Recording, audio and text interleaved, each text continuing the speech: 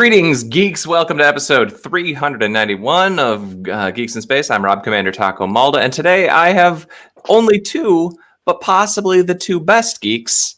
Nate, Rob, hello. Yeah, I would totally agree that if you're going to have two geeks, you pretty much want us. Right, we pretty much cover all the bases. No doubt. Let's see what we got on the Taco Zone today, gentlemen. Either of you watched Silicon Valley this week? DeBona's not here today. I know he would have. I did. It's I dark. did not. It is dark. They they started off this season with like a whole thing parodying Zuckerberg at like a congressional hearing thing, and they lay it all out, man. It's like the internet kind of crappy. Agree. Yep. So Nate, set your Wayback Machine to, let's say, 1992, and you and I are in high school, and we are I'm actually in the library waiting for you and Jeff to get there because you guys always arrived a few minutes late because we're going to play Magic the Gathering for 20 minutes before class starts. Which is what you do in the library. Which is what you do in the library. What I am doing for the 10 minutes while I'm waiting for you is reading whatever computer magazines are in that little nook in the corner of the library. And turning immediately to the back page, I bet. Turning immediately to reading Penn Jillette's column from PC Computing, was it? Because it was always the best column. And it's so funny. So I put on did you see the article I put on Taco Zone? I did. I enjoyed that a lot. I was happy to see that they had it archived, or at least a number of them archived. Yeah. Although I must admit, the couple that I read did not quite hold up to my memory of that. I don't know that I dare reread those because I am afraid of exactly that. I mean, I mostly remember things like like the article mentions his running gags about Uma Thurman. I definitely remembered those. I always thought those were really funny. I just remember that it was often slightly inappropriate, and I just found that hilarious in a PC trade magazine. That's true. He would use not even adult language, but he spoke like a normal person would and made like silly jokes. Because at the other end of the magazine, you would have like John Dvorak, and he was a lot more. He was still messy.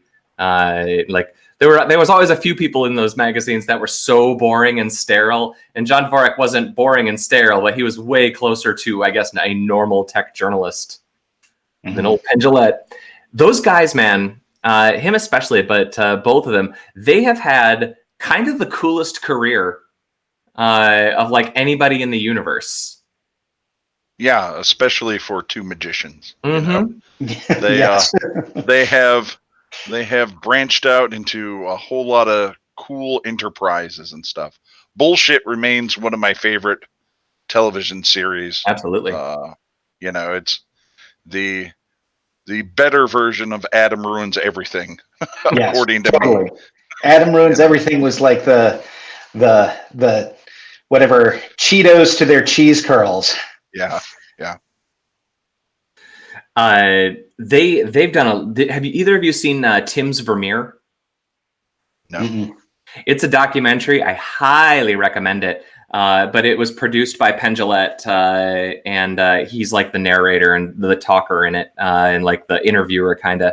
But it's about a friend of his who, I don't remember the guy's name, but he was somebody who sold a tech startup in the 90s or something and now has limitless cash to do whatever he wants. And what he's doing with his time is trying to recreate the artwork of the French or the Dutch painter Vermeer. Who did the famous, like the girl in profile with the earring, I think is one of his. And if you saw his pictures, you will recognize his masters type stuff. Yeah. But the thing that's interesting is that Vermeer came out of nowhere. like everybody else that's like a famous artist for, you know, hundreds of years, like you can look and see, oh, they studied here and they went to school here and here's works where they aren't very good, and then you can see here they went to their blue period. Vermeer just sort of showed up and then made only a few paintings, and they're all like really, really, really good. And the whole deal is that there's this theory that he invented basically a sort of a monocular vision thing that he could use to simulate photos, basically. And he was basically doing an early form of pixel art by mixing up these paint colors. And then he had a technique where he would like look through this machine and cross his eyes in order to match the colors at the point that he was looking at. And so he could basically step through like an entire painting. It's this really weird process. So this Tim guy, like nobody's ever confirmed that this is true or not. Like there's no documentation about it. There's no proof either way. But this guy was convinced that was Tim, that this was Vermeer's process. So he spent years recreating like the most famous picture that Vermeer ever did. And if you Googled it, it would be on page 1 of Google Images. But he so it has like all these fabrics. I think it's got like a piano in it and stuff. So he built all of these instruments, and then he like recreated the set that this was originally theoretically painted, and built the machine, and proceeds then to paint basically a totally reasonable copy of this classic painting using this technique that nobody ever knew could be actually done. It's really cool. The guy's a weirdo, and Penn Jillette is a weirdo, and I really recommend this movie. But Penn and Teller also had like a video game that came out in the 90s. It was a driving game that supposedly is like the worst game ever. And it takes like 12 hours to beat, and it's apparently really hard. And there's like annual contests to beat this game. And it takes like 10 or 12 hours. And it's not that it's hard. I guess it's like a driving game where there's like one pothole every minute or two. So it basically lulls you into boredom, and then you forget that you're playing a game and smash into the pothole and your car dies. And it's like the best game. So reward, just punishment. So it's as good as the ET game for Atari, is what you're saying. So the ET game, if you ever want to read some interesting stuff, I don't have a link handy, but Google it. There's some guys who fixed it. The ET game had a couple of really notorious bugs and a couple of really terrible design decisions. And there's some guys that actually hacked the ROM, re-released it, and made it a totally okay game for the 2600 era. It had some issues with like collision detection on their sprites. And that made it so that you would always fall into those holes. So that game became notoriously famous because basically you needed like 1 day of play testing. But this was a game that was intentionally designed to make you suffer. And it's comically bad. Man, those guys though, they've done the stuff, man. They have a series right now where the two of them are going to like really third world countries and like talking to street magicians and like trying to trace back the different things that street magicians do in different countries and like, their historical basis for and how they connect to like standard magician tricks that we're used to in the West. And they do a lot about how the culture and like the performance of these pieces are different. Like I think there was a place like in India or something where it was a lot of murder. Like it was all about, I'm going to murder this person if you don't. And it's like and then it would be like his kid, and the whole trick would be about like the premise of this trick involves murdering his son. It's really macabre, but that's how just magic tricks are done out there. And they do a whole thing on like all these tricks that nobody's ever seen performed, but everybody kind of knows that they exist. It's really worth watching. I think it's on Amazon Prime. Yeah, and it turns out all magic is tied back to Satanism. That's what they discover. It's true. It's so true. Rob, how are the Manure Wars going? Are we winning? Well, I don't think we're having a war. Oh, you mean in North Korea? Yeah. Or yeah. They're definitely not winning the Manure War. There's no winners in a manure war, only losers. Only shades of losers. There's Stinky losers. many shades of brown on the manure war rainbow. So they famously put in the quota that every person had to give. I think it was 100 pounds of manure a day or something ridiculous like that to meet the government quota. So farmers were just coming up with manure wherever they could, and evidently that has started to run out. So it's become so grave there that people are actually fighting and stealing each other's manure so that they're not sanctioned by the government. So you're saying is that sometimes you're buying hot manure? In more ways than one, yes, Rob. I'm so happy to make that joke. I know you are.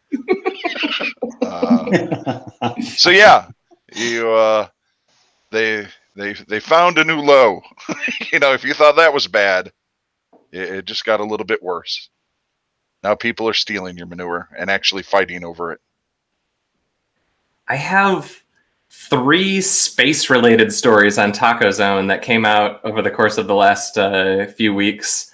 So the X-37B, the secret mini space shuttle that clandestine groups of the government control, has landed after 780 days, which is a new record, I guess, for a retrievable spaceship.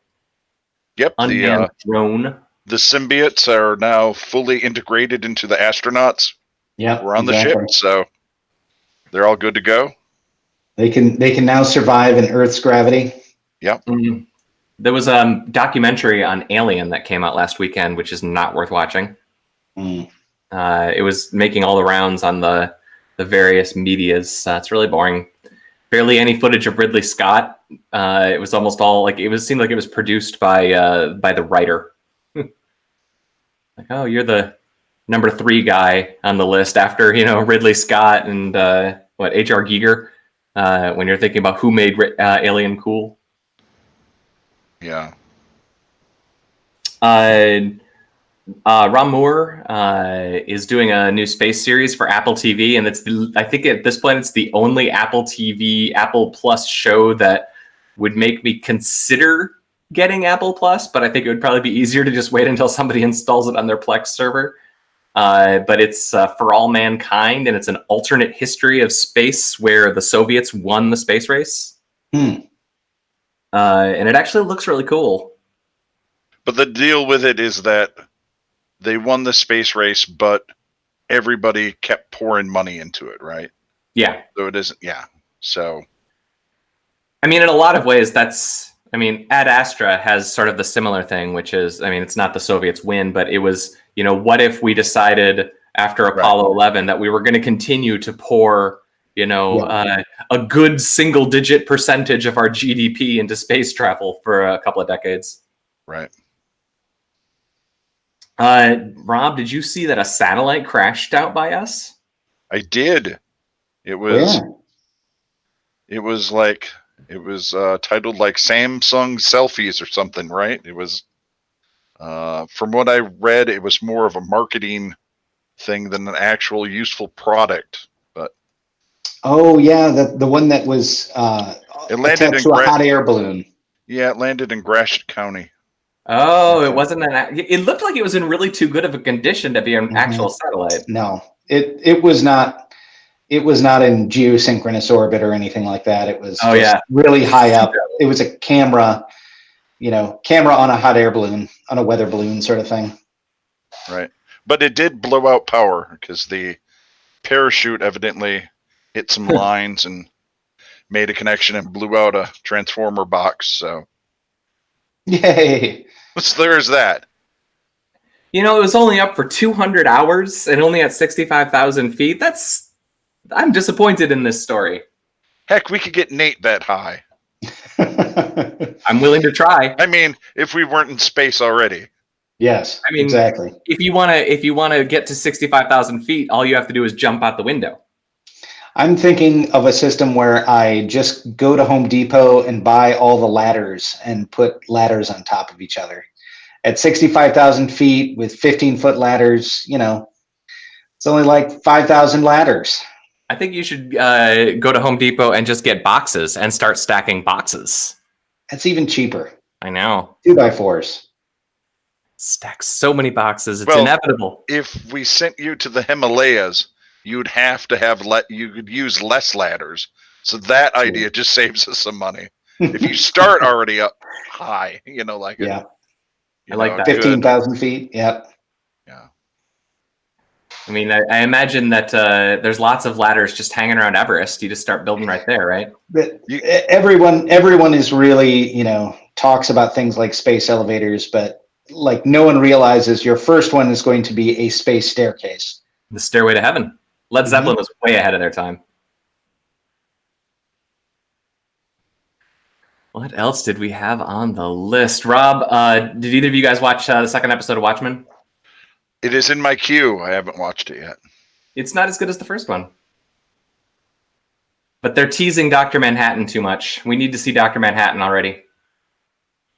Yeah. There's been too many references to the man.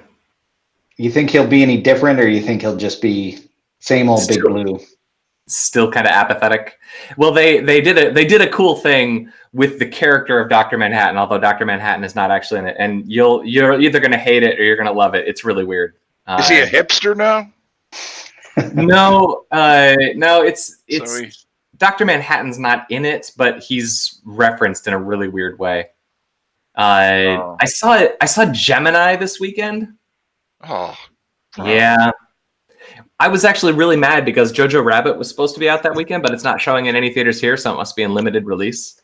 So I ended up having to watch Gemini instead. And I mean, the first half is watchable, but the second half is just so dumb. I will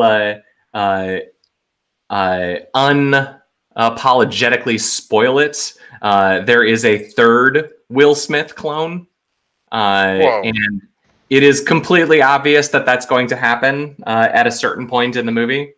And all of the action performed by both of the Will Smith clones looks so cartoony and ridiculous and over the top.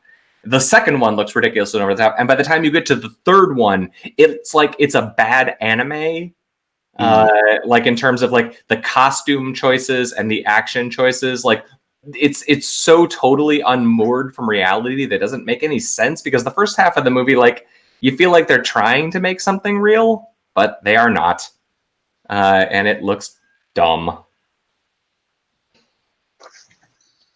I am a little depressed that the deepfake technique for the de-aging Will Smith wasn't as good as I was led to believe from the marketing. It'll get there. So I think all of our teleconferences in the future will have our youthful visages forever. Even in Geeks in Space episode, 3,180. Yeah, I look forward to applying the toddler filter to my camera. So. It's going to have a problem with the beard, though, and it's going to do the thing where like the beard is poking through your face, like the toddler face, which might actually that's be cool. I want to be a bearded baby. And it's also going to give you like creepy teeth, like, all incisors or something. I'm all in. Sign me up. Let's see. Terminator comes out this weekend, but I'm not going to see it, so I'm out of town. Who cares? Yeah.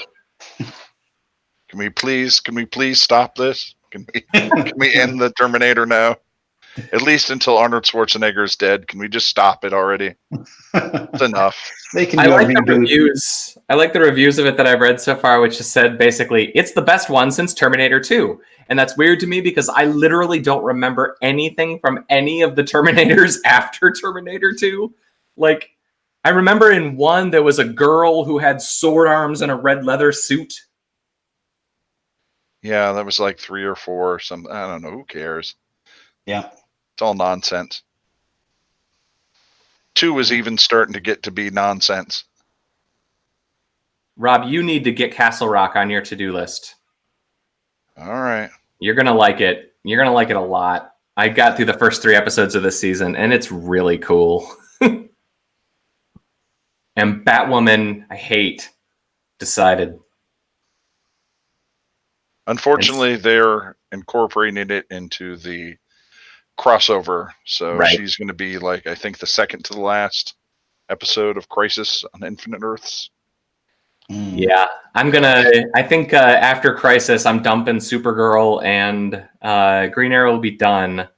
So I think after Crisis, I think I'm going to cut back to just The Flash and Legends of Tomorrow.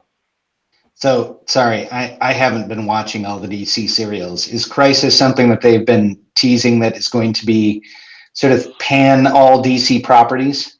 Oh, yeah. They're going to do the storyline. They have the Monitor has already shown up and talked to a few people. Arrow this season is all prepped for it. They're even bringing in Black Lightning into it officially. So are they going as far as giving Batman an exoskeleton? Who knows? They haven't shown Batman yet. They do have 2 different Supermans, though. So yeah, they got Brandon Routh plays the Atom on Legends of Tomorrow, and they've confirmed that he's going to come back and play a version of Superman, and Tom Welling is going to come back and play a version of Superman.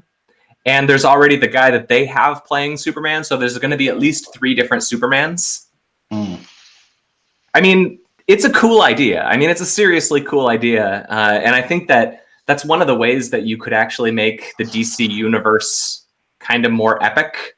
Like they've got the DC universe is kind of worse than the Marvel universe in that they've had so many failed attempts that it's really easy for you to do this Crisis on an Infinite Earth storyline, but you can connect it to, you can make up your own dude. But like the Flash has done that really well. They pulled back in the old Flash, but it's okay because it's a different Earth, and that totally jives with DC lore.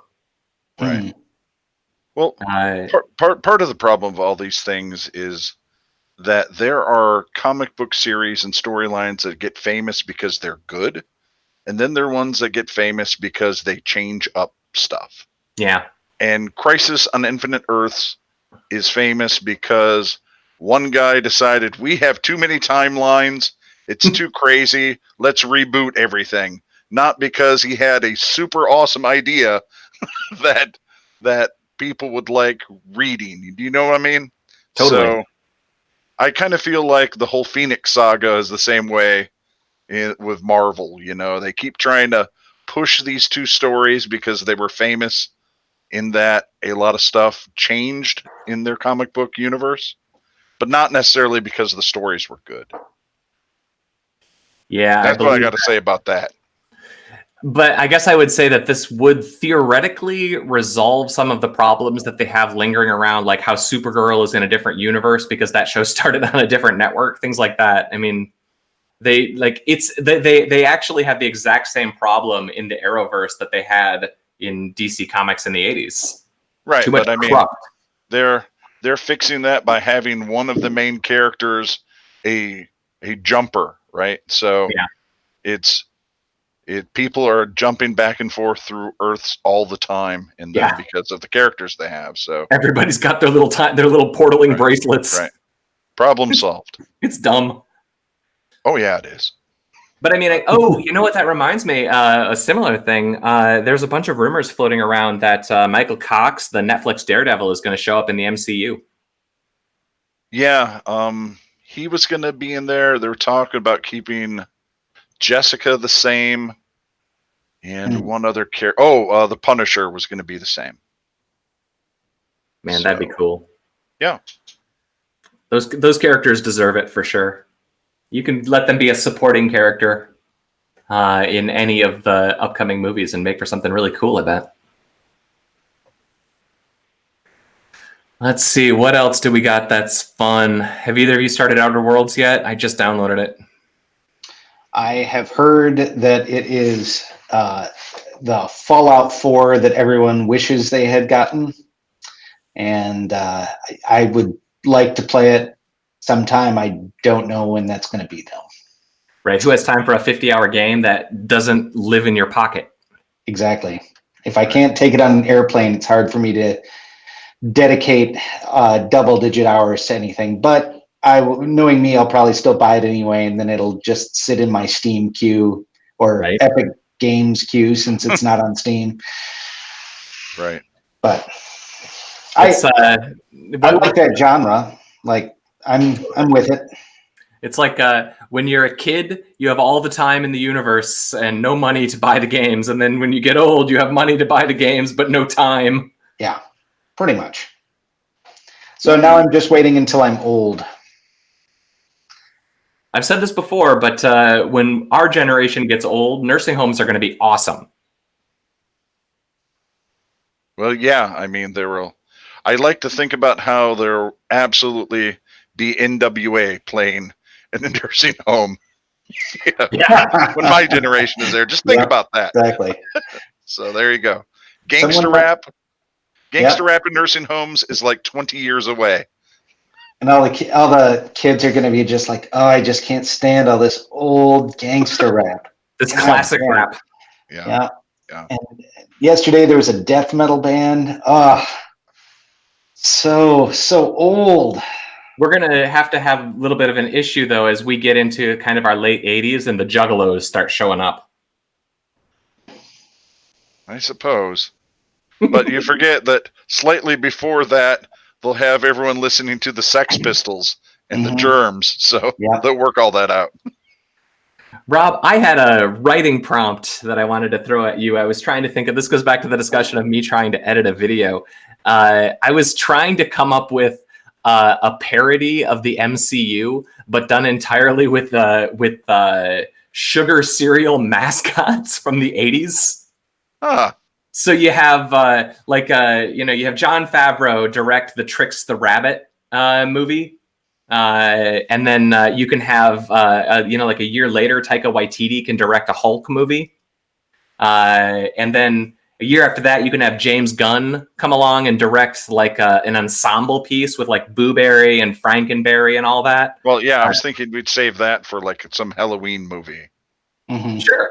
Well, you can do like you always schedule your horror movies in the fall, and the romances in the early spring. Like we could figure out a way to tie that in. Marvel's never done a horror movie, so it seems clear to me that the General Mills cinematic universe should. Yeah, that's good. I'm not sure who the most romantic sugared cereal mascot is, but Tony the Tiger, obviously. I mean, what? I mean, so sexy. Maybe the Honey Nut Cheerios bee. It seems very concerned about heart health and stuff, right? So, see, I've been trying to write out, like, if I were to lay out like a Marvel style phase 1, phase 2, phase 3, and like write like a joke video, using that as like the beats and try to parallel the Marvel stuff, because you can do lots of really funny ideas. Like you could have a character that gets into contract disputes, and you can have how Disney bought out 20th Century Fox and get some characters. You could do like a similar joke. You could have General Mills buy Kellogg's. Or you could do like, you have Captain Crunch, but someone else has the rights to Crunch Berries. Yeah. So there's, stuff like that. I hear you. Yeah, it seems like you could make something really funny with that. I'll write some thoughts down. I'll share my Google Doc with you. All right, cool. I feel like there's a script in there that we could make something actually kind of funny. My only concern, and I actually wanted to ask DeBona about this because he would know more. I'm a little afraid that if I did nothing but edit together a video of this nature, all it is going to be is like a 5-minute long series of pictures of copyrighted mascots. And is that just going to get immediately taken off of YouTube? Nah. You've got if it's parody, you can use it. I mean, I know legally, but I mean, you hear all the time about people getting their videos pulled off of YouTube for ridiculously arbitrary reasons. Usually, you just get demonetized.